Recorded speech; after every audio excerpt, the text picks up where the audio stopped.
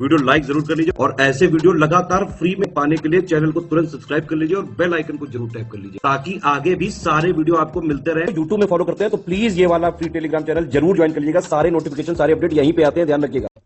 नमस्कार दोस्तों, एक बार फिर से आपका बहुत बहुत स्वागत है स्टडी फॉर सिविल सर्विसेज में। और मैं एसके त्रिपाठी आज आप सभी के साथ जो हमारी daily current affairs news analysis की सीरीज है उसको यहाँ पर बाइलिंगुअल मैनर में कंटिन्यू करूंगा, कवर करूंगा। और ये जो आर्टिकल्स हैं वो गवर्नमेंट की जितनी भी लीडिंग वेबसाइट्स हैं और जो लीडिंग न्यूज़पेपर्स हैं वहां से कलेक्ट किए जाते हैं, फिर आप लोगों को यहां पर उपलब्ध कराए जाते हैं जो आप लोगों के लिए स्पेशली फॉर यूपीएससी सीएससी और उसके साथ ही जो स्टेट पीसीएस के एग्जामिनेशंस होते हैं उनके लिए प्रीलिम्स और मेंस दोनों ही दृष्टिकोण से ये सीरीज आपके लिए बहुत ज्यादा लाभदायी सिद्ध होगी। तो आप लोग इस सीरीज को सतत रूप से देखें और इसका महत्तम लाभ भी अर्जित करें। साथ ही दोस्तों, अगर आपने इस वीडियो में 10,000 लाइक्स का टारगेट कंप्लीट किया तो आप लोगों को जो इसकी पीडीएफ है वो फ्री ऑफ कॉस्ट प्रोवाइड कराई जाएगी। उसके लिए आप हमारा टेलीग्राम का चैनल ज्वाइन कर ले और उसके साथ ही जो इंस्टाग्राम का पेज है हमारा उसको भी फॉलो कर ले। तो आइए देखेंगे किन टॉपिक्स को देखने जा रहे हैं। सबसे पहले यहाँ पर जो ज्योतिराव फुले जी की बात है, यहाँ पर ज्योतिबा फुले जिनको बोलते हैं ज्योतिराव फुले लिखा हुआ है, तो ये आप लोगों ने सुना होगा। सत्य शोधक समाज वगैरह भी जब मॉडर्न हिस्ट्री पढ़ते हैं तो सोशल रिफॉर्मर में इनकी गिनती होती है, ठीक है ना। तो इसको देखेंगे हम लोग, बिल्कुल कंटेक्चुअल पार्ट है, महाराष्ट्र से संदर्भित है।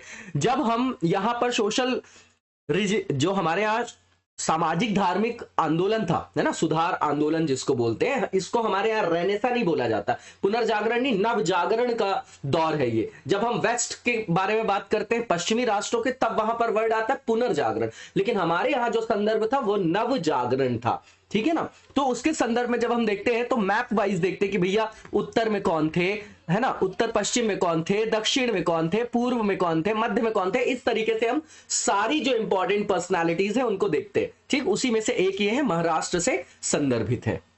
इसके बाद अभ्यास वायु शक्ति 2022 की बात करेंगे तो ये हमारे एयरफोर्स से रिलेटेड है। देखेंगे इस बार इसको जो है क्या किया गया है, इसका स्थगन किया गया है, क्या कारण है उसका, ये देखेंगे। उसके बाद ऑपरेशन गंगा के बारे में आप लोगों ने सुना होगा। तो अच्छा, ये जो पहला वाला हो गया आपका जीएस पेपर 1 से रिलेटेड है।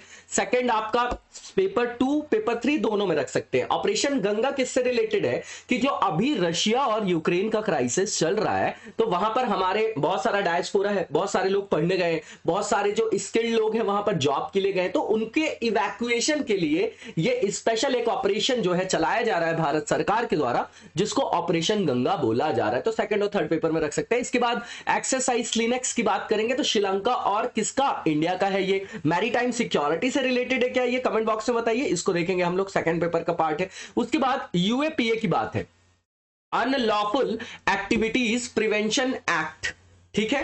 तो ये जो निवारक निरोध जो अधिनियम है उनसे संदर्भित है क्या, ये हमारे यहां जब भारत चाइना का युद्ध हुआ, ठीक है, उस दौरान जो है इसको इनैक्ट किया गया और इसमें बहुत सारे जो क्रिटिसिज्म के पॉइंट निकल के आते हैं, वहां पर ह्यूमन राइट्स के वायलेशन की बात आती है वहां पर, ठीक है ना। लेकिन ह्यूमन राइट्स का वायलेशन है, लेकिन नेशनल इंटरेस्ट भी तो इंपॉर्टेंट है, क्योंकि कोई भी देश जो निर्मित हुआ है उसकी राष्ट्रीय सुरक्षा का जो मुद्दा है वो सर्वोपरि है। लेकिन यहीं पर जो मानवाधिकार है और जो आपके राष्ट्रीय सुरक्षा के मुद्दे, इसको बैलेंस करके चलने की आवश्यकता है। इसको देखेंगे हम लोग, सेकंड पेपर का पार्ट है और थर्ड पेपर में भी पूछा जा सकता है। इसके बाद समर्थ की बात करेंगे, आज अंतरराष्ट्रीय महिला दिवस भी है, उसके संदर्भ में यह आर्टिकल है, special entrepreneurship promotion drive for women, जिसको समर्थ बोला जा रहा है, ठीक है ना। तो सोशल इशू का पार्ट है, वुमेन एम्पावरमेंट से जोड़ के इसको देख सकते हैं। स्किल डेवलपमेंट के अंतर्गत क्या इनिशिएट ले रही है हमारी गवर्नमेंट, उसके अंतर्गत रख सकते हैं। तो सेकंड पेपर थर्ड पेपर दोनों में आएगा।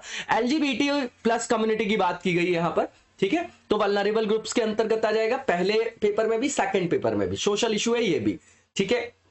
इसके संदर्भ में नाच फाउंडेशन का जजमेंट, अभी जो आपका इसके बाद जो आपका आईपीसी का 377 है जो समलैंगिकता से संदर्भित था, उसको भी स्क्रैप किया गया है, जिसको क्रिमिनलाइज किया गया था पहले, तो ये देखा जाएगा, यहां पर देखेंगे इसको हम, ठीक है। इसके बाद यहां पर लिबरल डेमोक्रेटिक इंडेक्स है और इसमें भारत की स्थिति को भी खराब बताया गया है, देखेंगे हम इसको, ठीक है ना, कि किस तरीके से 90 के दौर के बाद जो आपका डेमोक्रेटाइजेशन हो रहा था 50 के बाद से, तो अब शीत जब युद्ध का दौर खत्म होता है, कब खत्म होगा? जब यूएसएसआर का विघटन हो जाएगा। तो 90 के बाद से जो डेमोक्रेसी की स्थिति है पूरे विश्व में उससे संदर्भित है। और यहां पर यह बताया जा रहा है कि ऑटोक्रेसी लगातार बढ़ती जा रही है, मतलब निरंकुश क्या है? तंत्र है ना, ऑटोक्रेसी को वैसे लीजिएगा, ठीक है। अब यहां पर समझिएगा कि पहले जो पावर होती थी उसका कंसंट्रेशन होता था कि कार्यपालिका, न्यायपालिका, विधायिका, सब शक्तियां किसमें निहित थी? राजा में। तो जब सारी पावर्स उसमें थी तो वो भ्रष्ट हो जाता था, निरंकुश तंत्र का शासन बोला जाता था। फिर जब लिबरलिज्म की बात आती है, रूसो आते हैं, मॉन्टेस्क्यू आते हैं, ये लोग जब बात करते हैं तो बोलते हैं कि सेपरेशन ऑफ पावर की बात करो भैया। सेपरेशन ऑफ पावर मतलब शक्ति का पृथक्करण। अब शक्ति का पृथक्करण कर दिए तो वहां पर चेक एंड बैलेंस की भी बात करते हैं कि जैसे हमारे यहां विश्वास प्रस्ताव अगर कोई ला रहा है तो वो सरकार बना रहा है, अविश्वास प्रस्ताव अगर आ गया तो उसकी सरकार गिर गई। ये क्या है आपका? ये क्या संदर्भ है? ये संदर्भ है चेक एंड बैलेंस का डेमोक्रेसी में। तो क्या हुआ? सेपरेशन ऑफ पावर की बात होने लगी, है ना। तो डेमोक्रेटिक जो आपका बेस है वो क्या है? शक्ति का पृथक्करण। किसी एक बिंदु में सारी शक्तियों का केंद्रीयकरण नहीं होना चाहिए। उसी से संदर्भित इंडेक्स है। भारत की भी स्थिति यहां पर खराब है, देखेंगे रैंकिंग। यूक्रेन क्राइसिस के बारे में बात करेंगे, इसके बहुत ज्यादा साइड इफेक्ट्स हैं। देखिए नेचुरल गैस हो गई, क्रूड ऑयल हो गया, इसके सबके जो है आपके क्या बढ़ रहे हैं प्राइस? क्यों? क्योंकि रशिया बहुत बड़ा सप्लायर है इनका। दूसरी चीज, इसके साथ ही पैलेडियम के रेट बढ़ रहे हैं, तो जो आईटी इंडस्ट्री, इलेक्ट्रॉनिक्स इंडस्ट्री, उसमें भी जो है लॉस हो रहा है, और ऊपर से मानवता का हनन हो ही रहा है ना। तो ये सब चीजें देखेंगे हम लोग। इसके बाद काजीरंगा नेशनल पार्क जो है हमेशा से इंपॉर्टेंट है, ये आपका एनवायरमेंट का पार्ट है। बिग कैट्स के लिए फेमस है ये आपका, एलिफेंट भी है, टाइगर रिजर्व भी है ये आपका। और वन हॉर्न जो आपके क्या है, जिसको आप एक सिंग वाला गेंडा बोलते हैं, वो भी वहां पर पाया जाता है। तो देखेंगे इसको भी, ये एनवायरमेंट का पार्ट है, ठीक है। अब जो है आपका पहला हमारा जो टॉपिक है उसको हम डिटेल में देखेंगे। तो जो पहला हमारा टॉपिक है यहाँ पर ज्योतिराव फुले जो यहाँ पर दिया गया है, तो इसके बारे में न्यूज किस कंटेक्स्ट के कारण है ये आवश्यक नहीं है हमको, है ना। स्टेट वाइज है, ये आपका स्टेट स्पेसिफिक एक स्टेटमेंट आया है। तो इनके बारे में देखते हैं, ये फुले जी के बारे में। तो ये 1827 से 1890 के बीच में इनका दौर रहा है, इनका कार्यकाल रहा है एक तरीके से, देखिए, है ना, स्वतंत्रता संग्राम के दौरान। तो ये आपके सामाजिक कार्यकर्ता थे, ठीक, एक थिंकर भी थे, ऊपर से ये वल्नरेबल ग्रुप्स के लिए काम करते थे, तो सोशल रिफॉर्मर के रूप में जाने जाते हैं ये। तो ये जो कास्टिसिज्म चल रहा था, जो हमारे भारतीय समाज में जातिगत रूढ़ियां थी, उसके विरोध में थे, मतलब प्रगतिशील थे, राइटर भी थे। कहां से बिलोंग करते थे? महाराष्ट्र से, ठीक है ना। इन्होंने अस्पृश्यता के उन्मूलन के लिए कार्य किया, ठीक है ना। जाति प्रथागत जो रूढ़ियां थी उनको समाप्त करने के लिए इन्होंने अपनी आवाज उठाई। इन्होंने एफर्ट्स लगाया एजुकेट करने के लिए, किसको? वुमेन्स को, और जो आपके वंचित वर्ग से रिलेटेड, मतलब जो आपके निम्न जाति के लोग थे, उनके उन्नयन में, उनके उत्थान में इन्होंने अपना कंट्रीब्यूशन दिया है। इनकी जो पत्नी थी उनका नाम सावित्रीबाई फुले था, और इन्होंने भारत में जो महिलाओं की शिक्षा से संदर्भित जो क्षेत्र है उसमें उन्होंने उत्कृष्ट कार्य का संपादन किया है। इसके बाद यहां पर हम देखेंगे कि ये जो लिखा हुआ है यहां पर कि इन्होंने जो पहला स्कूल स्टार्ट किया गर्ल्स के लिए 1848 में पुणे में किया, ठीक। इन्होंने सत्यशोधक समाज की स्थापना की, क्योंकि कि सभी लोगों को समान राइट्स मिलने चाहिए। और किसके लिए बात कर रहे हैं? लोअर कास्ट के लिए, निम्न जाति के लोगों के लिए, ठीक है। और इन्होंने जो वंचित वर्ग के लोग हैं, जो निम्न जाति के लोग थे, उनके उत्थान के लिए, उन्नयन के लिए कार्य किए हैं। नॉर्मल सा पॉइंट है। इसके बाद इनको महात्मा जी का टाइटल भी मिलता है। 1888 में इनकी जो शादी अर्ली एज में हो जाती, 13 साल की उम्र में, ठीक है ना, उनकी ही अपनी कम्युनिटी में। इनका जो टर्निंग पॉइंट था वो 1848 था, जब इन्होंने अपने एक दोस्त जो उनका ब्राह्मण मित्र था उसकी शादी अटेंड करते हैं। तो अब इनको ये पता चलता है कि भैया निम्न जाति की स्थिति कितनी खराब है, क्योंकि उनके लिए जो है, उनके जो घर वाले थे, जो फ्रेंड्स के पेरेंट्स थे, उनने भी उनको क्या किया, वहां पर डाटा वगैरह था। तो उनको ये समझ में आया कि भैया जाति व्यवस्था के कारण बहुत सारा अन्याय जो है वो क्या है, प्रसरित हो रहा है हमारे इंडियन सोसाइटी में, भारतीय समाज में। इसके बाद विडो रीमैरिज की बात करें, अगर विधवा पुनर्विवाह, उनके लिए भी इन्होंने काम किया। विधवा पुनर्विवाह एक्ट कानून भी आता है क्या 1856 में? बताइएगा जरा। क्या ईश्वर चंद्र विद्यासागर भी उससे जुड़े हुए थे? सती प्रथा का जो अंत हुआ 1829, उसमें क्या विलियम बेंटिंग थी या कोई और था? बताइएगा, है ना। ये सब चीजें याद होना चाहिए। शिशुवध्या, शिशु जो आपकी हत्या की जाती थी, है ना, शिशुवध हत्या उसको बोला जाता है, तो वो कब लाया गया था? 1843 में लाया गया, 1853 में। ये सब इंपॉर्टेंट है, इनको देख जाइएगा प्रीलिम्स के पॉइंट ऑफ व्यू से, ठीक है ना। इसके बाद यहां पर बताया गया कि गर्भवती जो विधवाएं थी उनके लिए भी उन्होंने जो है सिक्योर और सेफ जो है आपके स्थल की शुरुआत की, ठीक है ना, ताकि उनका जो प्रसव वगैरह हो वो आपके सुरक्षित रूप से वहां पर क्या कराया जा सके, उनको अंजाम दिया जा सके, प्रसव वगैरह कराया जा सके, ठीक है। अब यहां पर यह बोला गया कि इन्होंने अनाथालय की भी स्थापना की, शिशु हत्या की दर कम करने का भी प्रयास किया। इनकी एक पुस्तक है जिसका नाम गुलामगिरी है, उसमें उन्होंने जो ईसाई मिशनरी थे 1813 के जो चार्टर था उनके इस द्वारा क्या किया गया कि बोला गया कि जो ईसाई हैं वो अपने धर्म का प्रचार कर सकते हैं, तब से ये यहां आएंगे और उसी का साइड इफेक्ट देखने को मिलेगा कि 1857 में हमारे यहां रिवोल्ट हो जाएगा, ठीक है। तो इन्होंने बोला कि ईसाई मिशनरी आए, ब्रिटिश कॉलोनी जो हमको कॉलोनी बना के रखा है, तो ब्रिटिशर्स आए, ठीक है ना, तो उनके द्वारा शोषित जातियों को यह एहसास हुआ कि भैया वे सभी भी मानवाधिकारों के योग्य हैं, इसलिए उन्होंने उनको वहां पर धन्यवाद भी किया है, ठीक है।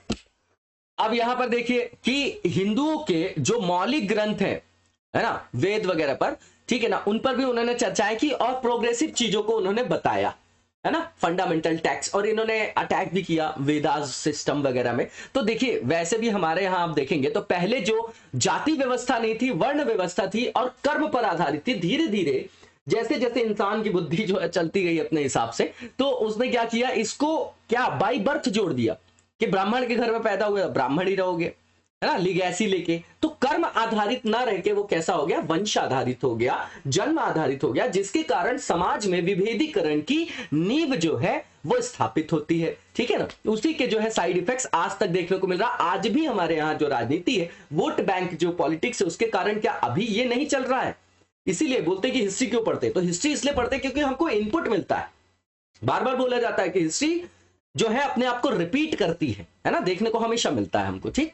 और यहां पर ये बोल रहे थे कि इसमें जो रूढ़िगत चीजें हैं जिसका सामाजिक रूढ़ियों के रूप में यहां पर निष्पादन किया जा रहा है, वो एक झूठी चेतना है, ये फॉल्स कंसिस्टनेस है, ठीक है ना। अब यहां पर बोला जा रहा है कि इनको जो है इसके लिए भी क्रेडिट दिया जाता है, मराठी वर्ड दलित के लिए, दलित का मतलब जो आपके वंचित वर्ग हैं, जो आपके शोषित वर्ग हैं, उनको बोला जाता है, ठीक है ना।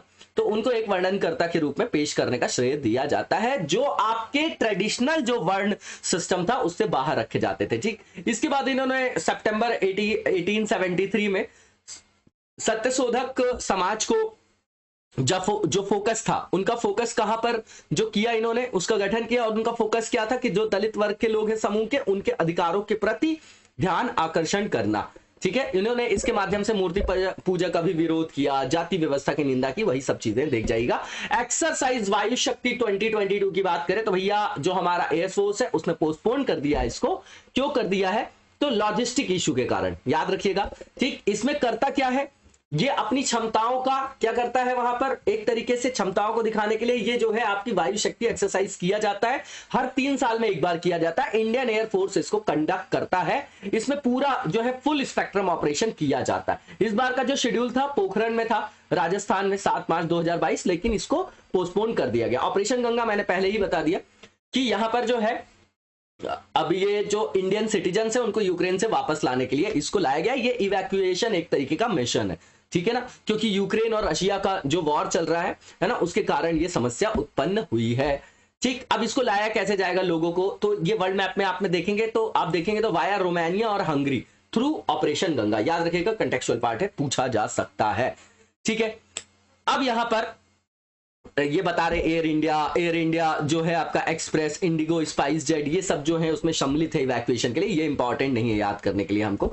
दूसरी चीज सॉरी, इसमें यह भी बोला जा रहा है कि इसमें जो है भारत जो है डिप्लोमेटिक टॉक्स के साथ भी वहां पर दबाव बना रहा है कि भैया एक सुरक्षित गलियारा बनाइए और हमारे सिटीजन्स को वापस भेजिए। इसमें बहुत सारे लोग जो है यूक्रेन की राजधानी कीव में भूमिगत बंकर में फंसे हुए, तो ये सब ठीक है, नॉर्मल सी चीज है। ऑपरेशन गंगा याद रखिएगा, ठीक है ना, रोज न्यूज वाले बता ही रहे हैं बंकर में फंसे, वो नॉर्मल सी चीज है। अब एक्सरसाइज स्लिनेक्स की बात करें तो बायलैटरल मैरीटाइम एक्सरसाइज है, किसके बीच में है, तो SLI जो लिखा हुआ है श्रीलंका और इंडिया, ठीक है ना। नेवी से रिलेटेड है क्या ये आपका, मैरीटाइम सिक्योरिटी से रिलेटेड है क्या, बिल्कुल ठीक बात है। 9th एडिशन है ये आपका, ठीक है। और ये जो है आपका इस बार शेड्यूल किया गया कहां पर, विशाखापट्टनम में, ठीक है। इसको 2 फेज में जो है कंडक्ट किया गया। पहला हार्बर फेज था आपका विशाखापट्टनम में, ठीक। उसके बाद सी फेज था आपका बंदरगाह और सी फेज ठीक है ना, दोनों को जो है, और सी फेज जो था आपका बे ऑफ बंगाल में कंडक्ट किया गया। अब ये जो है इसमें श्रीलंका को रिप्रेजेंट किया, जो श्रीलंका की आपकी क्या है, SLNS सयूराला, और ये एक तरीके का एडवांस्ड ऑफशोर पेट्रोल वेसल है। और इंडिया की तरफ से इंडियन नेवी को जो आपके रिप्रेजेंट किया INS किर्च ने, ये गाइडेड मिसाइल है जो कॉर्वेट बोला जाता है। बताइए कि जरा कॉर्वेट की जो स्पेसिफिक जो आपका फीचर है, कॉर्वेट किसको बोला जाता है, कहां से ये शब्द आया, क्या इसकी अभिलाक्षणिकता है, उसके बारे में कमेंट बॉक्स में बताइएगा, ठीक है ना। इसके बाद यहां पर बोला जा रहा है कि जो इसके पिछला वाला जो एडिशन था वो कहां पर किया गया था, अक्टूबर 2020 में त्रिंकोमाली माली कहां है बताइए, श्रीलंका में है क्या। इसके बाद इसका ऑब्जेक्टिव क्या होगा, तो सारे एक्सरसाइज का वही होता है कि इंटर ऑपरेबिलिटी को बढ़ाना, अपनी क्षमताओं को जो है बढ़ाना, म्यूचुअल अंडरस्टैंडिंग, म्यूचुअल कॉपरेशन और एक्सचेंज करना अच्छी प्रैक्टिसेस को, ठीक है ना। तो यहां पर वही चीज है, और ये किसके एस्पेक्ट में, तो मैरीटाइम ऑपरेशन, मैरीटाइम सिक्योरिटीज। इसके बाद जो हार्बर फेज की बात बता रहे हैं, तो इसमें प्रोफेशनल, कल्चरल, स्पोर्टिंग, सोशल, ये सारे डायमेंशंस को एक्सचेंज किया गया, ठीक है ना। सी फेज में बात करें तो सरफेस और anti air weapon firing exercise को परफॉर्म किया गया। ये एक तरीके का उदाहरण प्रस्तुत करता है कि जो समुद्री सुरक्षा से संदर्भित जो आपका क्षेत्रक है, वहां पर भारत और श्रीलंका जो है एक दूसरे के साथ आगे बढ़ चढ़कर एक दूसरे को क्या कर रही है, एक दूसरे के इन्वॉल्वमेंट से मैरीटाइम सिक्योरिटी को इंश्योर कर रही है, और एक दूसरे के बीच कॉपरेशन से चल रही, समन्वय और सामंजस्य के साथ आगे बढ़ रही है, और अपने द्विपक्षीय संबंधों को और सुदृढ़ कर रही है, ठीक है। और ये हमारी किस चीज का कॉन्सोनेंस है, तो सीधी बात है, पहला पड़ोसी, पड़ोसी पहले की नीति, इसको इंग्लिश में ही आप देखिए नेबरहुड फर्स्ट, और दूसरा सागर, सागर का मतलब क्या है, security and growth for all in the region, ठीक है। तो इसको यथार्थ रूप में रखने का एक ये अच्छा कदम है, उसको मूर्त रूप में क्या करना, इंप्लीमेंट करने के लिए, किसको, इन दोनों नीतियों को। अब अनलॉफुल एक्टिविटीज प्रिवेंशन एक्ट है, बहुत पुराना टॉपिक है और इंपॉर्टेंट है। अभी कर्नाटका के संदर्भ में एक जो है आपकी न्यूज आई, उसके कारण ये न्यूज में ये इंपॉर्टेंट नहीं है कि कंटेक्स्ट क्या है, हमको कंटेक्स्ट दिखा तो हमको देखना है कि ये टॉपिक क्या है, ठीक है। तो सबसे पहले इसको पास किया गया 1967 में, ठीक है, दिसंबर में।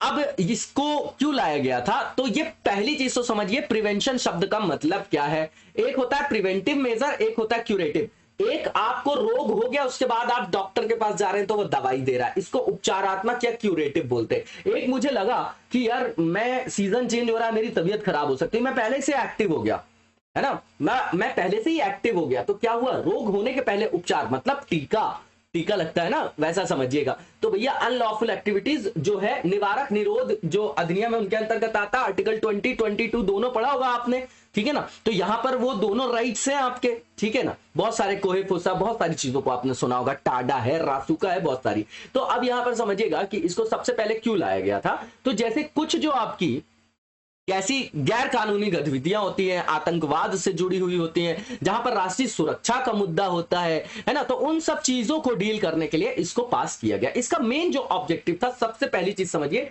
कि भारत की जो एकता और अखंडता, ठीक, इंटीग्रिटी और सोवरेनिटी को क्या करना, इंश्योर करना, उसकी सुरक्षा करना, ठीक है ना, राष्ट्रीय हितों की सुरक्षा करना, ठीक, इससे रिलेटेड है। तो डायरेक्टली जो इसका जो ये मतलब डायरेक्टली जो इंप्लीकेशन है, इसका एप्लीकेशन है, तो क्या है कि ऐसी शक्तियां प्रदान करना इस कानून के माध्यम से कि हम भारत की एकता और अखंडता को संरक्षित और सुरक्षित रख पाए। इसके बाद आप देखेंगे तो इसका अमेंडमेंट हुआ है 2004, 8 और 19 में। बैकग्राउंड देखेंगे तो इसमें जो है आपका रीजनेबल रिस्ट्रिक्शंस जो है किस पे, freedom of speech and expression, article 19 sub clause 2 में, उसके अंतर्गत इसमें क्या लगाया गया है, रीजनेबल रिस्ट्रिक्शन, मतलब युक्ति युक्त निर्बंधन। मैं बार बार बोलता हूं कि स्वतंत्रता और स्वच्छंदता और उच्छृंखलता, हिंदी में ध्वन्यात्मकता है, तीनों में फर्क है।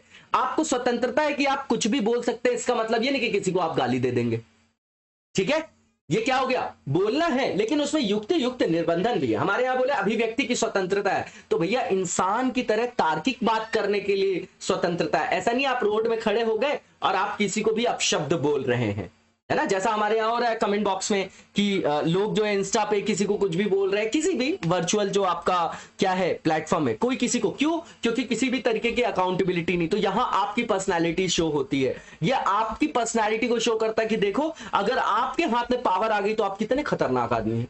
अभी आपको कोई देख नहीं रहा तो आप हर तरीके की चीजों को वहां कमेंट बॉक्स में लिख रहे हैं, क्यों, क्योंकि आपके ऊपर कोई नजर नहीं रख रहा है, आपके ऊपर कोई जवाबदेहिता नहीं, उत्तरदायित्व का संदर्भ नहीं है, ठीक है।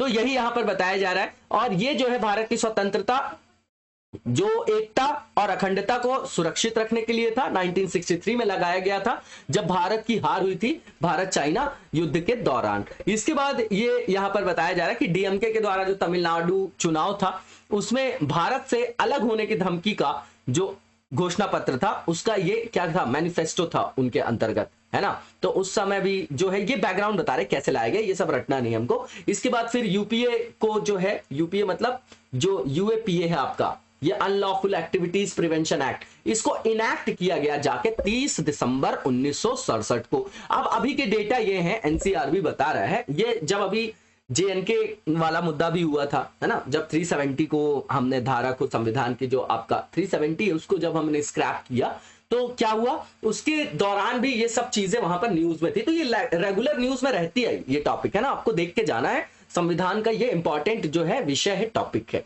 अब यहां पर समझिए कि 2020 में जो गिरफ्तारी की डेटा दे रहे हैं एनसीआरबी, ये मेंस में कोट कर सकते हैं आप, कि यहां पर जो विगत 4 वर्ष है इसमें गिरफ्तार किए गए लोगों की संख्या सबसे कम है, ऐसा ये बोल रहे हैं, ठीक है ना, लोएस्ट इन 4 ईयर्स। और कितनी संख्या है, 1321 इनको जो है अरेस्ट किया गया, ठीक है, 2020 में। फिर अब यहां पर डाउन हुआ है लगातार 1948 से 2019 तक, ठीक है ना, और 1421 था 2018, 1554 था 2017। तो भैया तब स्थिति अलग टाइप की थी, आज अलग है। और इतने भी जो है गिरफ्तारी नहीं होनी चाहिए, बिल्कुल तार्किक रूप से, क्योंकि यहां पर जो है पुलिस राज्य की जो है एक छवि दिखती है जिससे मानवाधिकारों का हनन होता है ना। तो यहां पर राज्य इतना शक्तिशाली हो जाता है कि वो किसी भी जो आपका सिटीजन है या सिविक सोसाइटी का पार्ट है, उसका एक्सप्लॉयटेशन के भी चांसेस जो है वो वहां पर प्रोबेबिलिटी जो है वो बढ़ जाती है। अब यहां पर बोला जा रहा है कि 7 वर्षों में 10,552 जो भारतीय हैं उनको क्या किया गया, इसमें अरेस्ट किया गया, लेकिन उसमें जो दोषी है वो सिर्फ 253 है। तो बाकी को क्यों रखा गया था, ये जवाब कौन देगा। ये है क्या मानवाधिकार के हनन का मुद्दा है कि नहीं है ये, ठीक है। यहां पर उत्तर प्रदेश ने सबसे हाईएस्ट नंबर यहां पर रिपोर्ट किया है जिनकी गिरफ्तारी हुई है इसके अंतर्गत, उसके बाद जम्मू कश्मीर और मणिपुर। तो देखिए सब जगह क्या समस्याएं हैं कि नहीं। मणिपुर नॉर्थ ईस्ट हो गया, यहां पर इंसर्जेंसी या इंटरनल सिक्योरिटी का थ्रेट है हमको, यहां जम्मू कश्मीर में तो आप मुद्दा जानते ही कि वहां पर है। अब इसके शेड्यूल्स के बारे में बता रहे हैं, रटना नहीं है। शेड्यूल 1 रिलेटेड है टेररिस्ट ऑर्गेनाइजेशन से, जहां पर उनकी लिस्टिंग की गई। शेड्यूल 2 की बात करें तो ये आपका आतंकवाद को रोकने और दबाने से संदर्भित है। और अनुसूची 3 की बात करें तो जो आपकी करेंसी होती है, फॉल्स करेंसी या जो उच्च गुणवत्ता वाली नकली भारतीय मुद्रा है, क्योंकि ये टेरर फाइनेंसिंग का सबसे बड़ा डायमेंशन ये भी है, तो उसको वहां पर डिफाइन किया गया और उसके संदर्भ में वहां पर सुरक्षा मुहैया कराने के लिए प्रतिबद्धता को रखा गया है। और शेड्यूल 4 की बात करें तो इसको 2019 के संशोधन के बाद जोड़ा गया है। इसमें जो भी व्यक्ति, इंडिविजुअल की बात की गई है कि आतंकवादी गतिविधियों से जो जुड़े आपके व्यक्ति हैं उनको शामिल करने के उद्देश्य से उसको जोड़ा गया, ठीक है, इंडिविजुअल्स को भी ऐड किया गया है। अब 2019 का जो अमेंडमेंट है वो बताया जा रहा है यहां पर, तो इसमें बोला गया है कि वर्ड ऐड किया गया individual along with terrorist organisation, ठीक है। इसके बाद इसमें नया जो शेड्यूल है, 4th शेड्यूल है, इसमें जो वर्ड रखा गया इंडिविजुअल टेररिस्ट। इसके बाद इन्वेस्टिगेशन के लिए इसमें बोला गया है कि जो ऑफिसर होगा वो एनआईए के अंतर्गत होगा, तो राष्ट्रीय अन्वेषण जो अभिकरण है उसके निरीक्षकों के द्वारा की जाने वाली जांच को भी शामिल किया गया है। अब पर्पस क्या है इसका, तो भैया पर्पस सीधी बात है कि यहां पर स्पीडी बेसिस पे इन्वेस्टिगेशन करना है, वहां पर प्रोसिक्यूशन को भी फास्ट करना है ना। जो भी आपके टेररिस्ट वगैरह का जो आपका टेरर से रिलेटेड ऑफेंसेस हैं उसमें यहां पर सशक्तिकरण करना है एनआईए का, ताकि वो सशक्त होकर कार्य कर सके और इस तरीके के लोगों को दंडित कर सके और राष्ट्र की एकता और अखंडता को सुनिश्चित कर सके और यहां पर शांति की स्थापना हो सके, ठीक है ना। अंतरराष्ट्रीय मानकों का भी वहां पर पालन किया जाना चाहिए, इस तरीके से फैसिलिटेट करने के लिए इसको लाया गया। इसके बाद अगर ओरिजिनल एक्ट की बात करें तो वहां पर क्या करना पड़ता था कि अगर किसी भी राज्य में जाना है पर्टिकुलर इस तरीके के केस को डील करने, तो वहां के डीजीपी से वहां पर परमिशन लेना पड़ता था। लेकिन उससे होता क्या था कि जो आपकी जांच होती थी उसमें डिले वगैरह होता था। तो अब जो है यहां पर क्या होता है बताइए कि इससे क्या होता था कि आरोपी को अपने साक्ष्य या जो उसने क्राइम किया है उसको छिपाने के लिए पर्याप्त जो है आपका वक्त मिलता था, इसीलिए यहां पर अमेंडमेंट वगैरह किया जा रहा है। अब जो आपकी इस एक्ट की धारा 43 है उसमें लिखा गया कि भैया डीएसपी की रैंक से नीचे का व्यक्ति इसमें इन्वेस्टिगेट नहीं कर सकता, वो नहीं कर सकता, ठीक है ना। इसमें जो है अमेंडमेंट किया गया सेक्शन 43 में, इसमें अलाउ कर दिया गया अब कि भैया जो इंस्पेक्टर होगा एनआईए का वो भी कर पाएगा इन्वेस्टिगेशन। इसके बाद आगे की ओर चलेंगे और जो नेक्स्ट यहां पर इशू की बात करें तो सबसे पहला ये है कि इसमें जो धारा 43 डी सब क्लॉज डी है ना, सब क्लॉज 5, उसमें लिखा गया कि आरोपी को जो यहां पर बेल वगैरह मिलना है वो टफ बना दिया जाता है, हार्डर। तो सीधी बात है आतंकवाद का मुद्दा है इसलिए ऐसा किया गया, रूट प्रॉब्लम बता रहे। दूसरा मानवाधिकारों के हनन से संदर्भित है, ठीक। इसके बाद यहां पर अगर मान लीजिए कि अदालत को बाध्यकारी बनाया गया है कि पुलिस रिपोर्ट को आप देखिए और इस रिपोर्ट को चुनौती नहीं दी जा सकती, ठीक, ये प्रॉब्लम है। उसके बाद ये एक तरीके का कैसा विधेयक है बताइए, ये संविधान संशोधन विधेयक तो है नहीं कोई, अमेंडमेंट बिल जो है, ठीक है ना। तो ये आपका यहां पर कॉन्क्रीट डेफिनेशन भी नहीं है टेररिज्म की, नॉर्मल सी प्रॉब्लम से देख लीजिएगा इसको, ठीक है। यहां पर बोला जा रहा है कि कोई भी ऐसा यहां पर प्रोविजन नहीं है जो प्रिवेंट करे मिसयूज, जैसे मान लीजिए यूएपीए। अब मान लीजिए कि फंडामेंटल राइट्स की बात करें, ऐसे समझिए, तो बोलते हैं ना कि ये नेगेटिव है नेचर में, राज्य के विरुद्ध अधिकारों की गारंटी है कि राज्य निरंकुश ना हो जाए, इसलिए मानवाधिकार की बात आई। उसी की जो एक चरण है वो है आपका क्या, फंडामेंटल राइट्स, जिनको आप मूल अधिकार बोलते हैं, ठीक। अब उन अधिकारों का हनन हो रहा है क्योंकि यहां राज्य तो इतना शक्तिशाली हो गया कि कोई सरकार बनी उसको किसी से समस्या उसको बंद करा सकती है वो वहां पर, ठीक है ना। तो सीधी बात है कि ये जो न्याय का जो एक संदर्भ है, नैसर्गिक न्याय का जो सिद्धांत है उसके विरुद्ध है ये आपका, ठीक है। इसके बाद यहां पर बताया जा रहा है, बोला जा रहा है कि निर्दोषता, मान लीजिए कोई व्यक्ति अगर अपने आप को निर्दोष भी साबित करना चाहता है तो उसका बोझ भी जो है उसी आरोपी पर होता है। इसके कारण जो है जो पुलिस द्वारा इन अधिकारों के दुरुपयोग की संभावना बन जाती है, ठीक है। और यहां पर यह भी बोला जा रहा है कि यहां पर मॉब लिंचिंग वगैरह का भी प्रॉब्लम बना रहता है। तो क्या है यहां पर वे फॉरवर्ड, तो सीधी बात है, पहली चीज तो ये कि यहां पर जो सिटीजन्स के जो सिविल राइट्स है और जो एंटी टेररिज्म से रिलेटेड विधायन है हमारे यहाँ लेजिस्लेशन, उनके बीच लेजिस्लेशन, उसके बीच में संतुलन, बैलेंस जो है स्थापित करने की आवश्यकता है। उसके बाद दूसरा लिखा गया है कि जो आपके सिटीजन्स हैं, नागरिक हैं, उनको केवल पुलिस रिपोर्ट के आधार पर इस तरीके का एक्शन लेने की जो अधिकार दिए गए हैं उसमें सुधार की आवश्यकता है। उसमें लोकतांत्रिक मूल्यों को एम्बेडेड करते हुए और जो अत्याचार करने वाले राज्य है ना, मान लीजिए कि कोई जो राज्य है वो कैसा हो जाए कि अब नागरिकों के अधिकारों का हनन कर रहा है, तो वैसे जो भी आपके मूल्य हैं उससे असंगत है तो उनका तार्किकीकरण करना आवश्यक है, उनको रैशनलाइज करना जरूरी है, ठीक है ना, डेमोक्रेटिक जो है आपके वैल्यू सिस्टम के साथ। इसके बाद यहां पर बोला जा रहा है कि न्याय प्रदान करने का काम किसका, न्यायपालिका का है,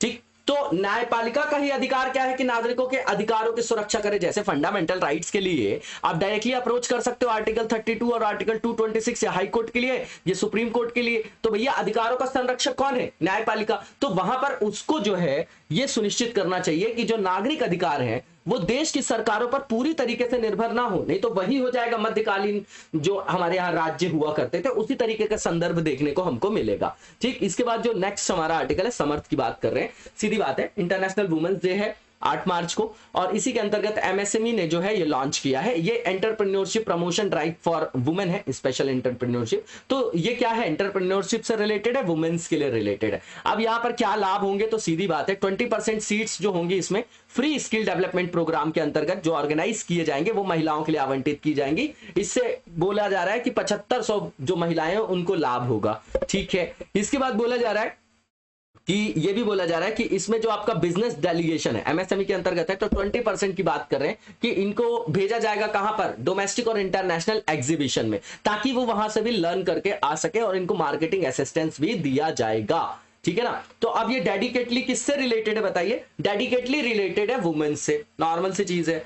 अब इसके बाद यहां पर यह बोला जा रहा है कि यहां पर 20% डिस्काउंट भी है, किसमें, एनुअल प्रोसेसिंग फीस में, ठीक है, जो एनएसआईसी का आपका कमर्शियल स्कीम है, ठीक है ना। अब यहां पर स्पेशल ड्राइव है रजिस्ट्रेशन के लिए, किसके लिए, तो वुमेन ओन्ड जो आपके क्या होंगे, एमएसएमई के अंतर्गत जो आपकी फर्म वगैरह होंगी, और ये उद्यम रजिस्ट्रेशन के अंतर्गत आएगा। नॉर्मल सी चीज है। इसके लाभ क्या होंगे? तो पहली चीज तो वुमेन्स का इंक्लूजन होगा, इकोनॉमिक रिलायंस मिलेगा उनको, वुमेन एम्पावरमेंट होगा, ठीक है ना। तो अब यही चीजें यहां पर बताया जा रहा है, ठीक है। इनको जो प्रशिक्षण वगैरह भी दिया जाएगा, और इसके अंतर्गत जो है ये 7500 से अधिक महिलाओं को वहां पर क्या किया जाएगा? वहां पर हेल्प की जाएगी, ठीक है ना। तो ठीक बात है, नॉर्मल सी चीज है। अब यहाँ पर बात इंटरनेशनल एग्जीबिशन में जाएंगे, डोमेस्टिक में तो और भी चीजों को लर्न करेंगे, क्वालिटेटिव वहां पर एनहांसमेंट कर सकते हैं वो लोग। एलजीबीटी कम्युनिटी की बात करेंगे, प्लस लिखा हुआ है, तो यहाँ पर बोला गया है कि इसके बारे में अवेयरनेस होता है। देखिए समझिएगा, एलजीबीटी के अंतर्गत बहुत सारी चीजें आती हैं। अब लेस्बियन है, गे है, बाइसेक्सुअल है, ट्रांसजेंडर है, बहुत सारी चीजें इसके अंतर्गत आ जाती हैं। हम सिर्फ एक ही चीज से बोलते हैं, है ना, कि शिखंडी या ऐसे ही शब्दों से सिर्फ जो है हमारा सरोकार होता है, तो ऐसा नहीं होता है। देखिए, जो व्यक्ति जिस आइडेंटिटी में बचपन में पैदा हुआ है, जैसे जैसे अपने जीवन काल में वो आगे बढ़ता जाता है, तो जो जिस आइडेंटिटी में वो पैदा किया हुआ है, अगर आने वाले टाइम पे उसका जो आचार व्यवहार है, क्रियाकलाप है, उस आइडेंटिटी से मैच नहीं करता है, तो वो इसके अंतर्गत लाया जाता है। अब ये राइट उस व्यक्ति का होना चाहिए कि वो बताए कि मैं क्या हूं, अपना जेंडर जो है आइडेंटिफिकेशन या जेंडर डिसाइड करने का अधिकार किसका? उनका है। लेकिन हमारे यहां तो हम उनके ऊपर सोशल स्टिग्मा लगा के उनको समाज से ही बाहर कर देते हैं। तो मोस्ट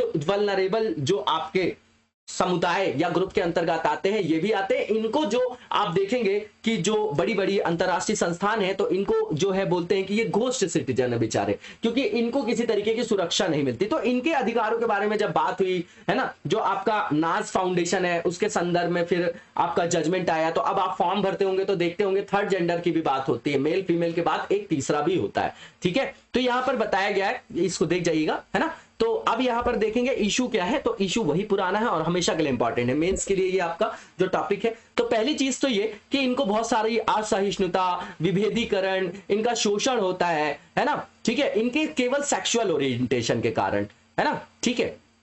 और इनको जो है, जो खुद को विषम लैंगी मानते हैं, तो वो समलैंगिकों को क्या बोलते हैं कि ये आपके क्या है, उनके ऊपर हंसना, सामाजिक तिरस्कार, तो उनको रोजगार नहीं मिलता है, वो शिक्षा नहीं ले पाते हैं, तो जो भी जीवन जीने के लिए जो मुख्य आयाम है उनका दोहन नहीं कर पाते और हमेशा वंचितता में संलिप्त हो जाते हैं वो, ठीक। अब यहां पर बोल रहे हैं कि होमोफोबिया मतलब फियर होता है, या फिर उनको डर लगता है कि मान लीजिए कोई होमोसेक्सुअल है, अब वो अपने फादर को बता दे कि भैया मैं लड़का हूं लेकिन मुझे लड़की बनना है, तो सामाजिक जो हमारे यहाँ कलंक है, जो समाज की नाक है जो दिखाई नहीं देती, इतनी लंबी कि आज तक कट रही, पता नहीं खत्म कब होगी, तो वही संदर्भ यहां पर भी है। तो ये इस तरीके की चीजें हैं कि इसको आप बाहर नहीं रख सकते, है ना। इंटरकास्ट मैरिज को ही लोग जो है एक्सेप्ट नहीं करते, तो ये तो बहुत बड़ी चीज हो गई। तो ये हमारे यहाँ सामाजिक रूढ़ी का काम करती है। तो भैया पहले वो व्यक्ति है, तो व्यक्ति के रूप में उसके कुछ मानवाधिकार है, हाँ, उसको संरक्षित करना आवश्यक है ना, आप समझ रहे हैं। तो इस तरीके से जो है इनका हमेशा जो है नैतिक रूप से, सामाजिक रूप से, धार्मिक रूप से जो है इनका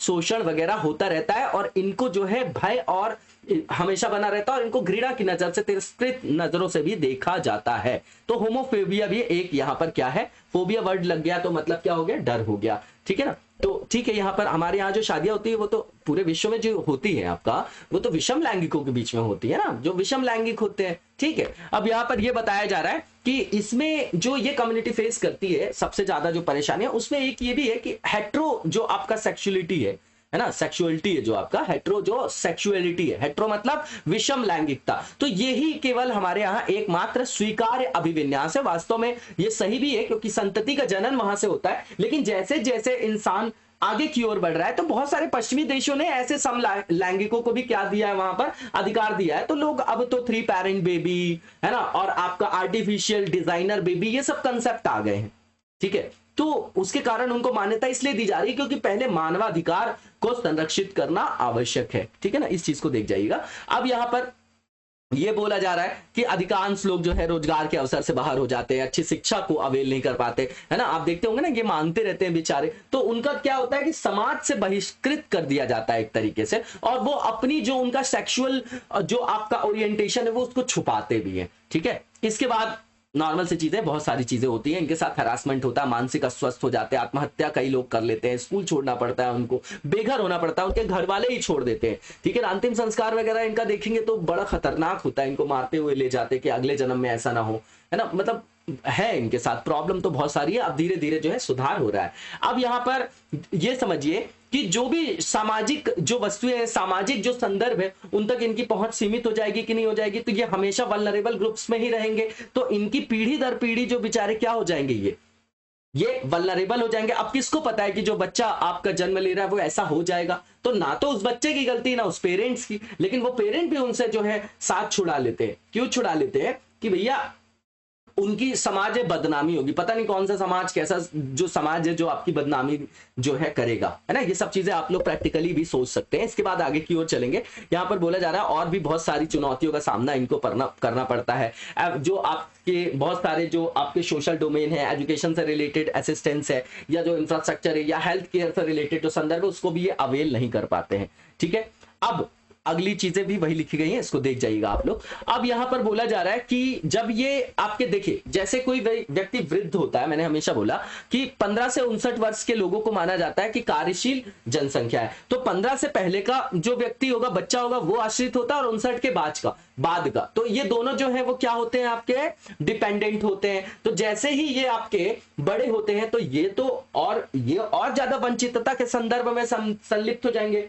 ठीक है ना, वल्नरेबल ग्रुप्स में। तो इनको जो सामाजिक सेवाएं हैं, स्वास्थ्य देखभाल, किफायती आवास, ये सब भी जो है इनको विषम लैंगिक जो है उनको वहां पर मिलती है, ये सब जो सुविधाएं होती है, लेकिन संस्थागत जो सुविधाएं होती है, लेकिन इनको जो है समलैंगिकों को नहीं मिलती है ये सब सुरक्षा वगैरह। वही सब पॉइंट है, उनको घुमा घुमा के लिखा गया, आप लोग इसको देख जाइएगा। इनके खिलाफ लगातार क्राइम्स और वायलेंस वगैरह भी होता रहता है। अब आर्टिकल जो सेक्शन 377 है आईपीसी का, इंडियन पिनल कोड, ठीक, 1861 से लाया गया था, आप लोगों को याद होगा। तो इसके अंतर्गत क्या किया गया कि जो आपका सेक्शन 377 है उसको क्रिमिनलाइज किया गया था, होमोसेक्सुअलिटी को, तो इसको डीक्रिमिनलाइज किया गया। किस केस से किया गया? लैंडमार्क जजमेंट है, इसको याद रखिएगा, मेंस के पर्सपेक्टिव से बहुत इंपॉर्टेंट है। नवतेज सिंह जोहर का जो आपका केस था वर्सेस यूनियन ऑफ इंडिया, तो ये जो केस था इसमें जो है इसको डीक्रिमिनलाइज किया गया। पहले ये आपका क्रिमिनल ऑफेंस माना जाता था, जिसमें 10 साल की सजा भी दी जा सकती थी।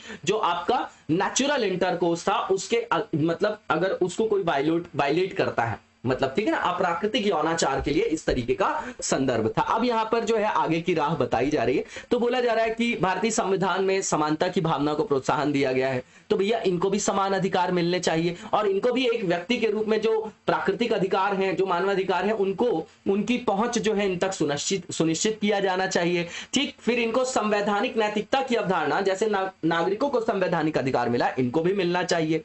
ठीक, इनके साथ गैर कानूनी या सौतेला व्यवहार नहीं किया जाना चाहिए, सिर्फ इसलिए कि इनका जो सेक्सुअल ओरिएंटेशन है वो डिफरेंट है। इसके बाद यहां पर बोला जा रहा है कि इसमें संविधान को जो है इस तरीके, संविधान में जो देश की सरकारों को सिर्फ इस हिसाब से कि भैया इनका जो है सेक्सुअल ओरिएंटेशन डिफरेंट है, तो उनके साथ भेदभाव नहीं करना चाहिए, और उनके साथ जो है सकारात्मक कार्यवाही करने की अनुमति प्राप्त होनी चाहिए। तो इनको बहुत सारे जो है रिजर्वेशन की बात की गई है ना, ये सब चीजें बात की गई है ऑलरेडी। अब यहां पर बात किया जा रहा है कि जो डिग्निटी, जैसे राइट टू लाइफ आप सुनेंगे आर्टिकल 21 में, तो क्या है कि गरिमामय जीवन जीने का अधिकार, जीवन जीने का नहीं, गरिमामय जीवन, व्यक्ति होने के साथ आपकी गरिमा का संरक्षण और उसको सुरक्षित रखते हुए आपके जीवन जीने का अधिकार आपको प्राप्त होना चाहिए, उसको बोला जाता है ना। ठीक है, तो यहां पर यही बोला गया है कि इसको भी जो है इनके लिए भी एंश्योर करना आवश्यक है। ठीक, फिर हमारे यहाँ जो आपका पूरे वर्ल्ड में 1948 का जो आपका क्या है, universal declaration of human rights,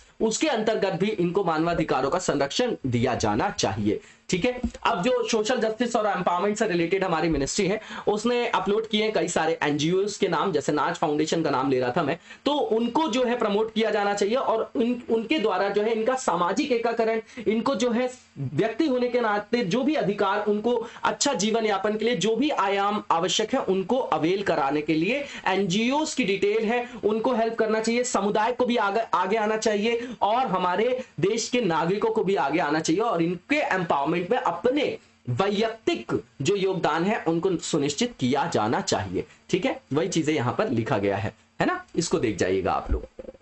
अब इनके खिलाफ जो अपराध वगैरह है उसमें भी सामुदायिक जो है सहयोग की आवश्यकता है, सभी को यहां पर सहयोग करना चाहिए। अब ये लिबरल डेमोक्रेटिक इंडेक्स बहुत इंपॉर्टेंट है, देखिए इसके डेटा को हम यूज कर सकते हैं।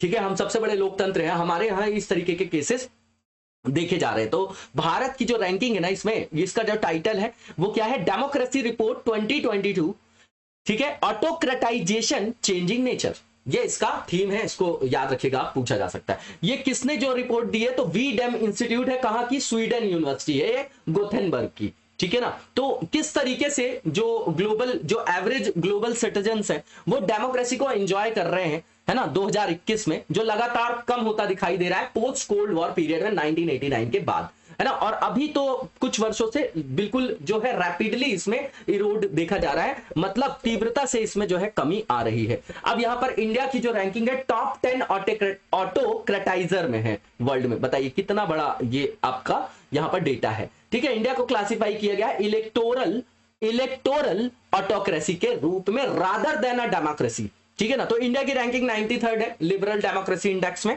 Out of 179 countries. बिल्कुल कंटेक्चुअल पार्ट है इसमें जो है, हम कंटेक्चुअल चीज ही देखेंगे। किसी भी रिपोर्ट को देखना है हमको तो ये देखना है कि उसको पब्लिश कौन कर रहा है। रैंकिंग इंडिया की क्या है, साउथ ईस्ट एशिया को हम वहां पर कंपेयर करने के लिए लेते हैं, टॉप मोस्ट कंट्रीज को देखते हैं, और जो आपकी सबसे गंदा परफॉर्मेंस, मतलब जो लोअर, जो आपकी सबसे लोअर जो आपके लेवल पे जो कंट्रीज है उसको देखते हैं, जिनका खराब जो आपका निष्पादन होता है। बस इतना ही देखना होता है हमको, ठीक है। अब यहां पर बोला जा रहा है, ये जो संस्थान है बहुत सारा इन्होंने सैंपलिंग के लिए डेटा लिया, तो 3700 से अधिक देश के विशेषज्ञों के पूल से जो है यहाँ पर आंकड़े इकट्ठे किए गए हैं, है ना। ये इंपॉर्टेंट नहीं है इतना। इसके बाद यहाँ पर बोला जा रहा है कि इसको 4 रेजिम में जो है क्लासिफाइड किया गया है, फिर उनके स्कोर को रखकर यहाँ पर रैंकिंग दी गई है। पहला लिबरल डेमोक्रेसी है, ठीक है ना, फिर इलेक्टोरल डेमोक्रेसी, इलेक्टोरल ऑटोक्रेसी है, और क्लोज ऑटोक्रेसी है, ऑटोक्रेसी। यहाँ पर बोला जा रहा है कि यह कैप्चर करता है लिबरल और इलेक्टोरल दोनों एस्पेक्ट को, है ना। इसमें 71 इंडिकेटर्स हैं जो डेमोक्रेसी पे बेस्ड है। स्वीडन ने टॉप किया है, फिर नार्डिक कंट्रीज है ये आपकी, उसी के अंतर्गत डेनमार्क, नॉर्वे, है ना, सेकंड थर्ड है। देखिए सारे के सारे जो नार्डिक कंट्रीज है उन्हीं की रैंकिंग सबसे अच्छी है, इसलिए इनकी रैंकिंग ह्यूमन डेवलपमेंट इंडेक्स में भी, और जो भी आपका सोशल इंडेक्स आते हैं उसमें इनका अच्छी रैंकिंग होती है। अब साउथ एशिया की बात करें तो इंडिया की रैंक जो है श्रीलंका से भी नीचे है ना, जो आपका, है ना, नेपाल 71 है, भूटान 65 है, और पाकिस्तान से बस ज्यादा है हम 117। तो हमारा कंपटीशन ऐसे देश से जहां पर लोकतंत्र जो है, कैसा बोल सकते हैं, स्यूडो लोकतंत्र है, वो छद्म, है ना, छद्मावरण है लोकतंत्र का, ऐसे शब्दों का प्रयोग कर सकते हैं हम पाकिस्तान के लिए। यूक्रेन का क्राइसिस ये जो लगातार चल रहा है, मैरीटाइम ट्रेड, क्या सारे डायमेंशंस में इसका जो है साइड इफेक्ट देखा जा रहा है, ठीक है ना। तो सबसे ज्यादा जो प्रभावित होने वाले उद्योग हैं उनमें से एक जो उद्योग है आपका शिपिंग उद्योग है, ठीक है। क्या, कौन सा उद्योग है आपका, शिपिंग उद्योग है, ठीक है। मान लिया भैया शिपिंग उद्योग है। अब समझिएगा कि यहां पर पूरी की पूरी जो इसकी सप्लाई चेन है जो है, उस पर ग्लोबल सप्लाई चेन, उस पर क्या हो रहा है, सीधा सीधा इंपैक्ट देखा जा रहा है। तो शिपिंग कॉस्ट वहां पर बढ़ रही है, फ्यूल की कॉस्टिंग बढ़ रही है, वो भी एक कारण है। तो इंपैक्ट देख लेते हैं हम। तो लगभग 15 सी पोर्ट्स हैं यूक्रेन में जो कि बंद किए जा चुके हैं, है ना। कार्गो वगैरह भी जो वहां पर लोडिंग डिस्चार्जिंग के लिए, उनको भी सीज किया गया है, ठीक। अब यहां पर जो 140 शिप्स हैं, ठीक है, वो यूक्रेन के बंदरगाह में खड़े हुए हैं, ठीक है ना, और युद्ध शुरू होने के बाद से वो वहां पर रुक गए हैं क्योंकि वो वहां पर थे उस समय, ठीक है। तो मैरीटाइम ट्रेड वगैरह जो है वो वहां पर क्या हो गया, ब्लॉक हो गया एक तरीके से। अब युद्ध का जो डायरेक्ट रिजल्टेंट है, तो ब्लैक सी में जो पोर्ट्स हैं आपके, वहां से जो आपके ऑपरेशन करने वाले जो जहाज है, उनका जो इंश्योरेंस प्रीमियम है वो बढ़ जाएगा कि नहीं बढ़ जाएगा, क्योंकि वहां पर वैसे भी अनसर्टेनिटी है। उसके बाद क्रूड ऑयल का प्राइसेस लगातार बढ़ रहा है, $100 के ऊपर जो अगर वो जा रहा है तो कितना ज्यादा, जो 100 के ऊपर ट्रेड कर रहा है वो, तो कितना ज्यादा, WTI की बात कर रहा हूं मैं, है ना, तो वो कितना महंगा हो गया आप देख रहे हैं। हमारे यहाँ पेट्रोल 100 रुपए से ऊपर है, तो आम आदमी के लिए कितनी महंगाई देखनी पड़ रही है। वैसे भी इन्फ्लेशन ज्यादा है, अनएम्प्लॉयमेंट बढ़ रहा है, पूरे वर्ल्ड में इकोनॉमिक क्रंच था, कोविड, और उसके ऊपर ये सोने पे सुहागा हो गया, ठीक है ना। कारण क्या है कि रशिया जो है वो मेजर सप्लायर है नेचुरल गैस का और ऑयल का, ठीक है ना। तो यहां पर पाइपलाइंस वगैरह ब्लॉक कर रहे हैं, तो उससे भी रेट बढ़ रहे हैं। अब अगर क्रूड ऑयल का प्राइस बढ़ा तो सारे जो आपके जैसे फ्रेट कॉरिडोर, अब वहां पर मान लीजिए कि किसी जो सामान की आवाजाही करना है, तो हमारे यहाँ तो सड़क से होता है आज भी मैक्सिमम, है ना। उससे क्या होगा, सारी चीजों की कीमतें बढ़ जाएंगी कि नहीं बढ़ जाएंगी। और क्रूड ऑयल का प्राइस बढ़ा तो वहां पर जहाज में जो यूज हो रहा है आपका, जिसको बंकर फ्यूल बोलते हैं, उसकी भी तो कीमत बढ़ रही है। बिल्कुल ठीक बात कर रहे हैं। अब अगला पॉइंट वही है कि माल ढुलाई का जो है लागत बढ़ रही है। अब यहां समझिएगा कि टर्की का कंट्रोल था एंट्री और एग्जिट में, किसमें, ब्लैक सी में, और यही ब्लैक सी में उसका एक्सेस जो है वहां पर हर्डल क्रिएट हो रहा था, है ना। तो इसीलिए 2014 में रशिया ने क्या किया, क्या किया, ब्लैक सी के पास जो है आपका क्रीमिया पर उन्होंने कब्जा किया। ठीक है ना। अब समझिएगा कि यहां पर यह बोला जा रहा है कि टर्की ने मॉन्ट्रेक्स जो कन्वेंशन है उसका पालन किया और उसके तहत जो रशिया की नेवी थी उनको जो बॉस्फोरस जो आपका स्ट्रेट है उससे गुजरने पर प्रतिबंध लगा दिया जो ब्लैक सी तक जाता है। ठीक है ना। अब ये सब मैप में देख जाइएगा, बहुत इंपॉर्टेंट है।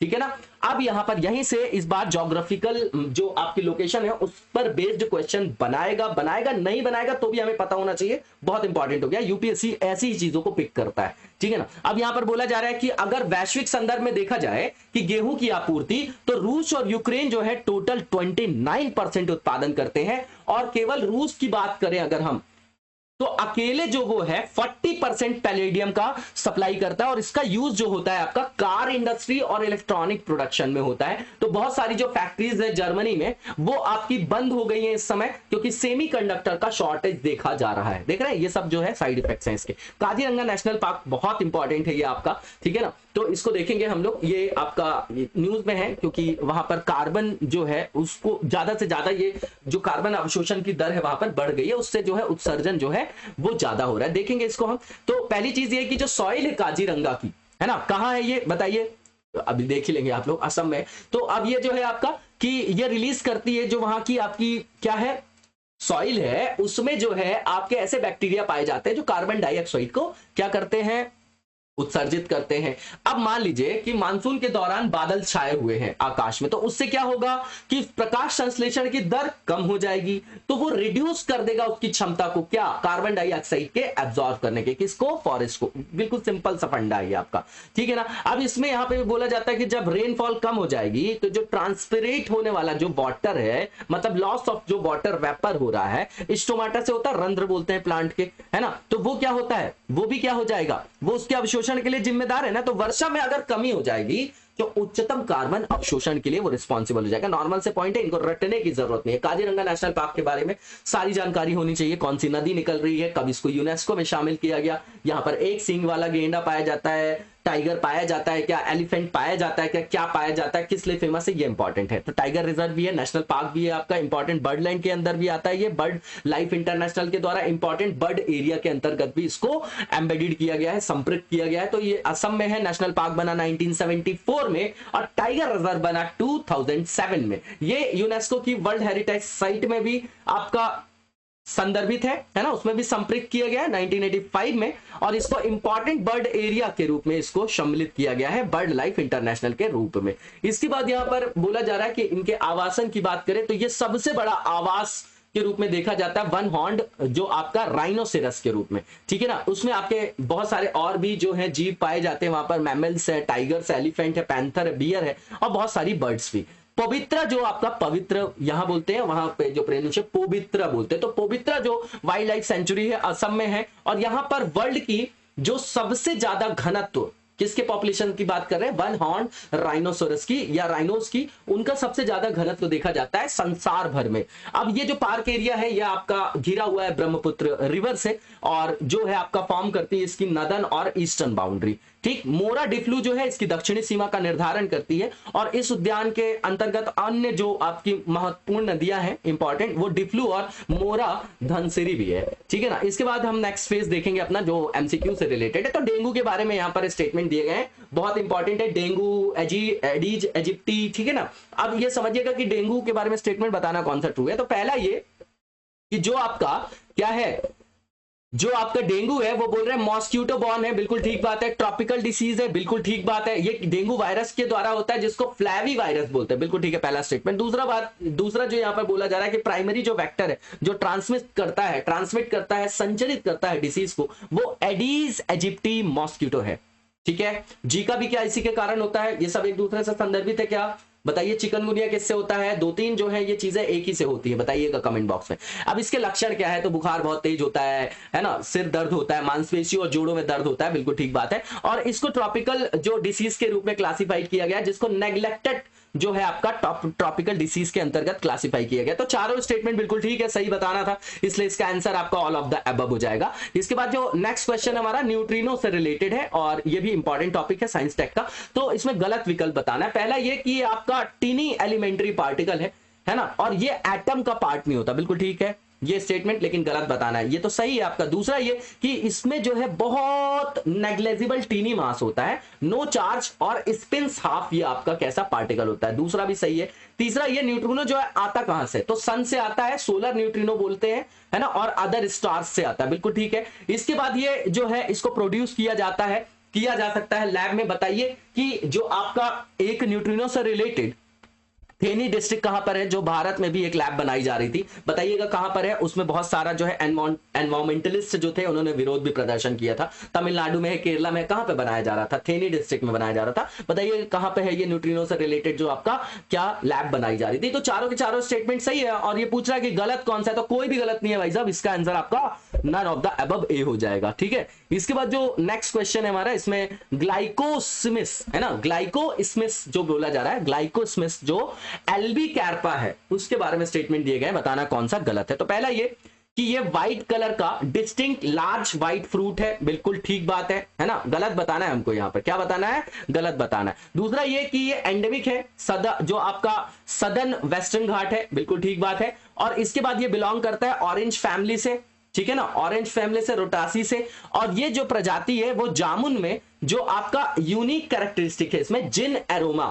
जिन एरोमा बेरीज की बात कर रहे हैं, उसमें बेरीज जो होती है इनकी, जिनको ग्लाइकोस्मिस बोला जाता है, स्पीसीज के अंतर्गत आते हैं, इसमें यूनिक कैरेक्टरिस्टिक है जिसमें जिन एरोमा पाया जाता है, बिल्कुल ठीक है चारों स्टेटमेंट। और ये बोल रहे हैं कि गलत बता दीजिए, तो कोई गलत नहीं है, इसका आंसर आपका नन ऑफ द अबव हो जाएगा। इसके बाद जो नेक्स्ट हमारा एमसीक्यू है, इसमें जैव सीएनजी के बारे में पूछा जा रहा है, ठीक है ना, बायो सीएनजी के बारे में बताना है कौन सा ट्रू है। तो पहला ये कि ये प्यूरिफाइड फॉर्म है बायोगैस का, जो 95% प्योरली मीथेन गैस है, बिल्कुल ठीक है ये स्टेटमेंट। दूसरा ये रिन्यूएबल फॉर्म ऑफ एनर्जी है, रिन्यूएबल फॉर्म ऑफ एनर्जी, ये आपका कृषि और खाद्य अपशिष्ट से ये आपका उत्पादित ऊर्जा का एक स्वरूप है, बिल्कुल ठीक है दूसरा। और एनवायरमेंट फ्रेंडली अल्टरनेटिव है ये आपका डीजल का, ये भी ठीक है। और इसको हमारे मोदी जी ने इनॉग्रेट किया है, एशिया का सबसे लार्जेस्ट बायो सीएनजी प्लांट कहां पे किया है, इंदौर में किया है। तो एमपीपीएससी के लिए भी इंपॉर्टेंट हो गया और आपका यूपीएससी के लिए भी हो गया, ठीक है ना। तो इसके चारों स्टेटमेंट बिल्कुल ठीक है, इसका आंसर आपका ऑल ऑफ द अबव हो जाएगा। इसी के साथ आज के वीडियो को यहीं पर विराम देते हैं हम लोग, और नेक्स्ट वीडियो में कल कंटिन्यू करेंगे। तब तक लगातार जबरदस्त तरीके से पढ़ते रहिए और आगे बढ़ते रहिए। Thank you so much, best of luck.